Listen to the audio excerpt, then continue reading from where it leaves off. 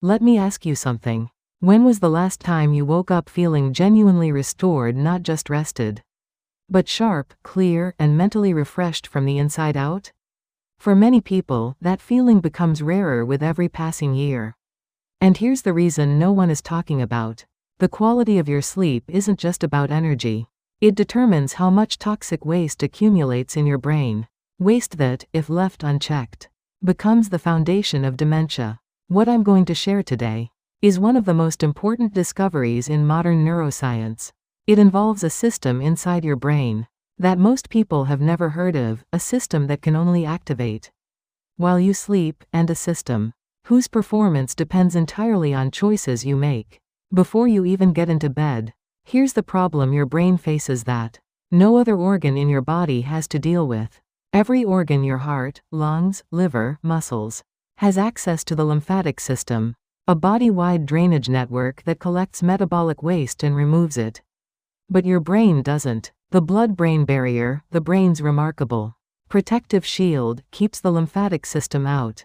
So where do the enormous quantities of metabolic waste, generated by 86 billion neurons, working non-stop every day, actually go? Scientists discovered the answer less than 15 years ago, and the findings shook the entire field of neurology. The brain has its own completely independent waste clearance system. Instead of lymph vessels, it uses cerebrospinal fluid, a clear, specialized liquid pumped through narrow channels surrounding blood vessels deep within brain tissue. This fluid floods through those channels, sweeps up toxic waste products, and carries them out of the brain. Researchers named it the glymphatic system, a combination of the glial cells that power it and the lymphatic function it performs. The discovery opened an entirely new understanding of why we sleep and why getting sleep wrong has consequences far more serious than feeling tired. Here is the part that changes everything. The glymphatic system is almost completely inactive during the day. When you're awake, your brain cells are expanded and tightly packed together, leaving almost no room for cerebrospinal fluid to move. It's like a city at rush hour with no space for the waste trucks to get through. But the moment you fall into deep sleep, specifically the slow wave, non-REM phase, something extraordinary happens. Brain cells shrink by as much as 60%. The spaces between them open up dramatically. Cerebrospinal fluid surges through those newly opened channels like a river, breaking through a dam, flushing out the toxic proteins that built up throughout the day. Chief among those proteins are amyloid beta and tau, the exact proteins that form the plaques and tangles that define Alzheimer's disease. This system doesn't just manage waste. It is, quite literally, your brain's nightly defense against dementia. Researchers confirmed how urgent this system is with a study that stopped many scientists in their tracks. Healthy adults who went without sleep for just one night showed a measurable increase, approximately 5%, in amyloid beta burden across key brain regions when scanned with PET imaging the following day. A single sleepless night, visible on a brain scan, when that pattern is repeated year after year through chronic poor sleep. The implications are not difficult to calculate. A separate study confirmed that people with consistently poor sleep quality, specifically those spending less time in deep sleep, show faster accumulation of both amyloid beta and tau, with direct correlations to memory decline and cognitive deterioration. You're not just waking up tired. Your brain is quietly storing the raw materials of dementia. Now here is something most people don't realize about sleep aids and alcohol. Both are commonly used to fall asleep faster, and both are actively harmful to glymphatic function. Sleep medications can initiate unconsciousness, but they alter brain wave patterns in ways that reduce the proportion of deep, slow-wave sleep. The only phase where glymphatic clearance occurs at full capacity. Alcohol works similarly. It may produce drowsiness initially, but disrupts sleep architecture in the second half of the night, suppressing the deep sleep stages the brain needs most. The result is nights that feel like sleep, but leave glymphatic function severely impaired. The waste doesn't get cleared. It accumulates. So what actually works? Here is the practical guide to maximizing your brain's nightly cleaning system. The first factor is temperature. Your brain cannot enter deep sleep until your core body temperature drops.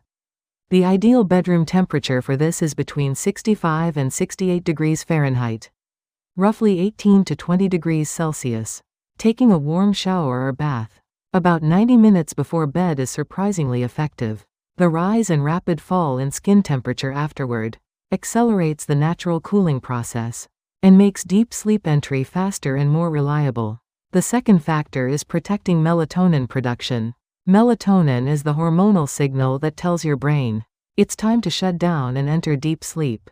Blue light from phones, tablets, and televisions suppresses melatonin by mimicking daylight and confusing the brain about what time it is.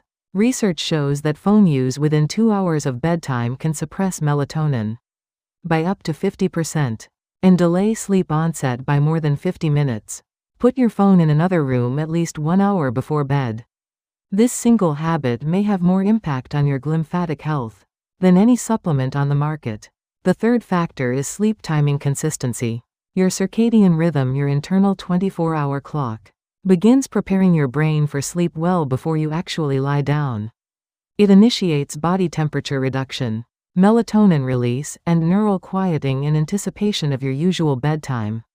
When your bedtime shifts by more than 2 hours on weekends compared to weekdays, a phenomenon called social jet lag, this preparation sequence gets disrupted, and the depth of your subsequent sleep suffers. Going to bed and waking at the same time every day, including weekends, is one of the most powerful things you can do for glymphatic health. The fourth factor is sleep position. Studies indicate that lying on your side produces significantly more efficient glymphatic transport than lying on your back or stomach. The lateral position appears to create better fluid dynamics for cerebrospinal flow through brain tissue. If you're not currently a side sleeper, and it isn't uncomfortable for you, experimenting with this position is worth trying. Left side sleeping has the added benefit of reducing pressure on the heart and improving digestion. The fifth factor and the core of today's topic is the timing of your last meal, what we can call sleep fasting. When you eat, blood flow is redirected toward the digestive system. Cerebrospinal fluid circulation is affected, and the brain's transition into its deepest rest state is delayed.